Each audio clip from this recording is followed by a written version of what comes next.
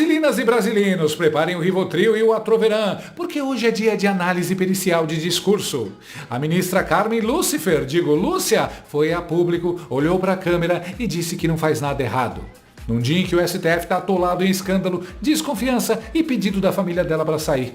Eu sou Luiz Galeazzo e hoje a gente vai ler cada frase desse discurso com o cuidado que ela merece.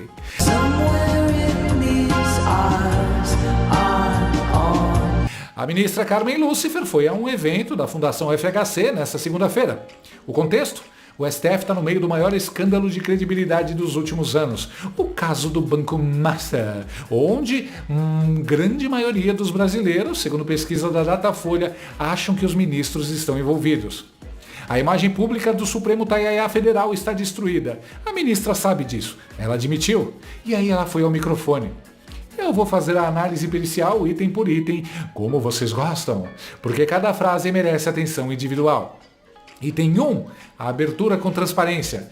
E eu acho que quanto mais se der essa transparência e essa explicação, tanto melhor para o Poder Judiciário, para o Supremo Tribunal Federal e principalmente para nós ali dentro mesmo, de convivência.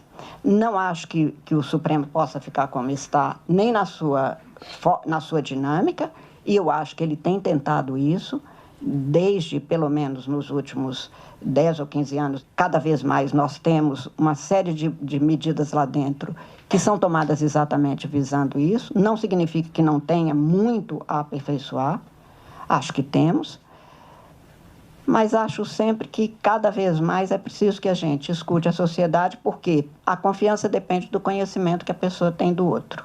A ministra disse, todo mundo sabe no Brasil hoje que eu estou agora aqui de manhã. Minhas agendas são públicas, é tudo certo, tudo. Tradução, eu sou transparente porque minha agenda é pública. Meus amigos, a agenda pública de ministro do STF é obrigação constitucional, não é mérito, é o mínimo legal. É tipo o Stalinácio dizer, eu sou honesto porque tenho CPF. Ter CPF não te torna honesto, Lula. Ter agenda pública não te torna transparente, Carmen. Mas calma que piora. Item 2. O pode dormir tranquilo. É legitimado permanentemente, porque a legitimação não é só para o ingresso no Supremo, é para a permanência, claro, porque nós somos servidores dessa sociedade. De toda sorte, da minha parte, e aí falo apenas por mim como servidora pública, o presidente do Supremo é que fala pelo Supremo, claro, e eu respeito rigorosamente as funções, mas da minha parte, eu digo aos senhores e às senhoras aqui, podem dormir tranquilos, porque eu tento fazer o melhor todo dia e não há uma linha minha que não seja com base na lei. Eu já votei contra o meu pai, que ainda estava vivo, avisei a ele, no caso dos poupadores, que eu não poderia deixar de participar, porque tinha 8 ministros, e que o meu entendimento era contrário ao que ele já tinha ganho em juízo. Eu ficava com a Constituição e ficava contra ele naquele caso. Isso não tem nada a ver com amor nem desamor. Como ele me disse no dia, minha filha juiz não tem família. Você tem compromissos. Quem tem família é Carmen. Então pronto, está resolvido. Os senhores, quanto a mim, podem dormir sossegados. Eu não faço nada errado, nem nada que não seja rigorosamente honesto nos termos que eu aprendi. Eu não mudei e não vou mudar o Supremo, mas o Supremo também não me mudou, eu continuo sendo quem a minha mãe e meu pai criaram. Pausa. Primeiro, podem dormir tranquilos é a frase que qualquer pessoa diz quando o cenário é exatamente o oposto de tranquilo. Ninguém fala pode dormir tranquilo num dia ensolarado de praia. Você fala isso quando a conta está no vermelho, o carro está na oficina e tem fumaça saindo da cozinha. Segundo, não há uma linha minha que não seja com base na lei. Isso é uma afirmação que abrange toda a carreira jurídica de uma pessoa. Toda. Uma linha sequer. O Nosferatu de toga, o Chandler Clayson, também poderia dizer isso. O Toffoli também. Cada um tem sua própria versão da lei. Terceiro, nos termos que eu aprendi. Esse final, nos termos que ela aprendeu. Não nos termos da lei, nos termos que ela aprendeu. Sutil demais para passar em branco. Tradução de tudo? Eu não faço nada errado segundo os meus próprios critérios do que é errado. Maravilhoso! Sensacional!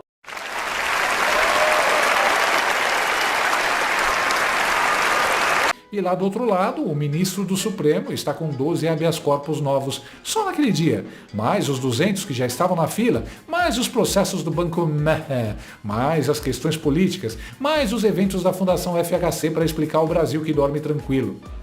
O sistema está entupido. A Carmen Lúcifer está descrevendo um colapso. E a solução que ela oferece é: pode dormir tranquilo porque eu sou honesta. É tipo a Scarlett O'Hara com o nabo. Atlanta está em chamas e a solução é uma declaração. Mas aí vem o detalhe do dia. O detalhe que transforma tudo isso em episódio completo. A ministra revelou, e eu não sei se ela percebeu o peso do que estava dizendo, que sua própria família pede para que ela deixe o STF. Como eu temo na política, eu temo também, professor Oscar, para os futuros ministros do Supremo. Algumas pessoas não vão querer ir, porque a nossa família não quer que a gente fique.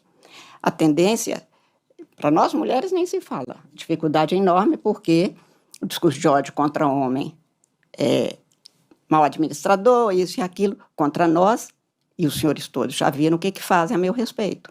Ele é sexista, machista, desmoralizante, e todo mundo da família fala: Carmen, sai disso, chega, já fez o que tinha que fazer no espaço. Vou pausar aqui um segundo. A família de uma ministra do Supremo Taiaiá Federal está pedindo para ela sair do cargo porque os ataques na internet são insuportáveis. É só não entrar mais na internet. Salve, salve galerinha, então. Hoje eu vou ensinar vocês a desligar o celular de vocês. Primeiramente vocês vão segurar no botão Power, daí vai aparecer essas três opções. Vocês clicam em desligar e depois... Mas tudo bem, isso acontece. Eu entendo. Família é família. Ninguém gosta de ver parente sendo desprezado por 90% do país. Mas eu quero que vocês pensem na contradição que está nessa mesma fala. Na mesma apresentação, a ministra disse duas coisas. 1.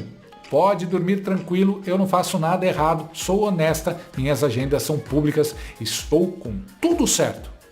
2. Minha família me pede para sair porque os ataques são demais. Se tudo está certo, se ela não faz nada de errado, se as agendas são públicas e a honestidade é total, por que os ataques são tão intensos a ponto de a família pedir demissão?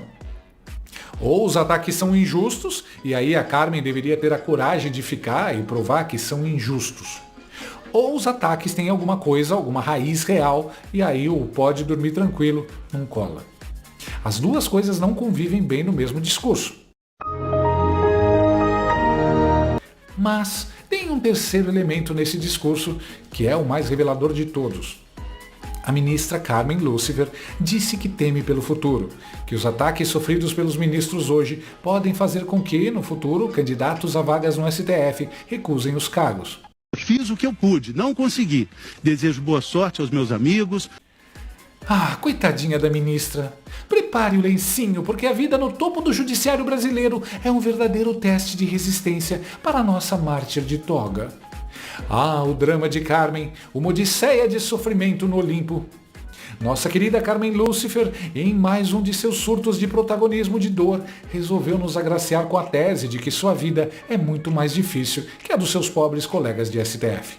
Afinal, ser chamada de majestora é um elogio reservado apenas aos homens. Já para ela, qualquer crítica é um atentado internacional movido pelo sexismo, machismo e todos os outros ismos que ela mantém guardados na gaveta do gabinete. O roteiro é sempre o mesmo.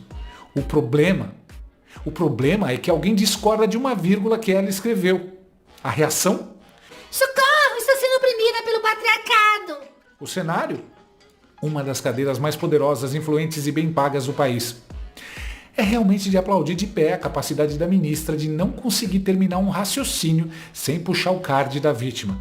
Ela ocupa o ápice da pirâmide estatal, manda e desmanda na vida de 200 milhões de pessoas, mas, nos momentos de lazer, adora fingir que é uma estagiária perseguida. Haja paciência para esse espetáculo de coitadismo de luxo. A gente até tenta levar a sério, mas a performance de vítima profissional já está merecendo um Oscar, ou, no mínimo, uma aposentadoria por excesso de sensibilidade. Realmente, o Bananinho não é para amadores, mas esse drama dela já deu o que tinha que dar. Só falta agora ela dizer que a toga pesa mais nela por causa da gravidade machista. Meus amigos, os ministros do Supremo Taiaiá Federal ganham R$ 46.366 brutos por mês. Tem estabilidade vitalícia, tem gabinetes com dezenas de assessores, tem motorista, segurança, residência funcional, são indicados pelo presidente da República, aprovados pelo Senado e julgam os casos mais importantes do país, com poder de decisão final. Alô, Carmen! Ministro do Supremo é o cargo mais protegido, mais bem remunerado e mais poderoso do Poder Judiciário brasileiro. A fila para entrar é enorme. A fila para sair, porque os comentários no X são feios, não existe. E se o STF está sofrendo ataques da sociedade, talvez, só talvez, a pergunta certa não é como proteger os ministros dos ataques. A pergunta certa é por que a maioria dos brasileiros acha que os ministros estão envolvidos no escândalo do Banco Master? A verdade é que a Carmen Lúcifer não está nem aí para ataques. Ela nem esquentou a cabeça para esse ataque de verdade dos petistas que aconteceu na casa dela.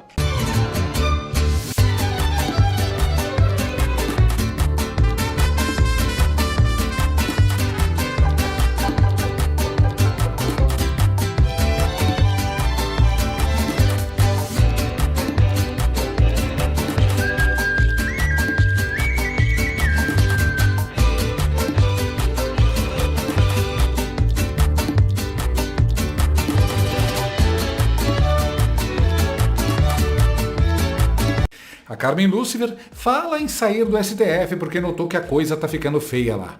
Ela viu que tá lidando com gente muito barra pesada no dia a dia. E tá vendo que a conta vai chegar rápido. Carmen Lúcifer está simplesmente abandonando a barca furada do Xandão e do Gilmar. Aliás, o clima está pesadíssimo na corte. Malu Gaspar expôs o racha entre os ministros do Supremo. A Malu Gaspar, aqui no blog dela, mostra que essa discussão que a gente está falando aqui, né, que o cabo de guerra nos bastidores do Supremo em torno da eleição no Rio de Janeiro que a gente viu ontem. Então, que tem um impasse ali dentro do tribunal. Desta vez, o vácuo político fluminense impôs, de um lado, o ministro Alexandre de Moraes, que ela diz que defende uma eleição direta, e, por outro lado, a ministra Carmen Lúcia, que é favorável à eleição indireta. E até a gente falava ontem também lá na Central, como a Malu apura aqui pra gente, que pela primeira vez a gente vê essa divisão aqui, né? Porque Carmen Lúcia, Flávio Dino, Alexandre de Moraes, ali o pessoal da primeira turma sempre votava muito coeso, vamos dizer assim. E dessa vez a gente viu ontem aquele incômodo, eles sendo muito educados e tentando ser elegantes para contrapor a ministra Carmen Lúcia, mas ficou muito evidente que ela defendia um posicionamento defendendo o TSE e eles de outro lado dizendo que esperavam que as coisas fossem um pouco diferentes. Briguem! Briguem, desgraçados! Briguem! Vou ser honesto sobre o que esse episódio significa de verdade. A ministra Carmen Lúcifer foi a um evento e disse: pode dormir tranquilo, numa frase que pretende ser reconfortante. E não é, porque o problema do STF hoje não é falta de honestidade declarada, é falta de credibilidade percebida. Na realidade, está batendo o desespero da cagada que foram se meter. Os togados usaram do poder para se envolver na política brasileira, criaram regras absurdas, condenaram o povo de bem e soltaram os companheiros, e a conta vai chegar sem dó nem piedade, e o fiofó já tá queimando. This is fine. Quase 80% dos brasileiros acham que os ministros estão envolvidos no caso do Banco Master. Esse número não cai com discurso de Eu não faço nada errado. Ele cai com transparência real, com explicações concretas, com afastamento de suspeitos enquanto se investiga, com decisões que não pareçam construídas para proteger aliados. Nada disso aconteceu no evento da Fundação FHC. O que aconteceu foi a Scarlett O'Hara com o nabo, Atlanta em chamas, declaração para Deus. E a família continua pedindo para ela sair. E Atlanta continua queimando. Eu quero é mais.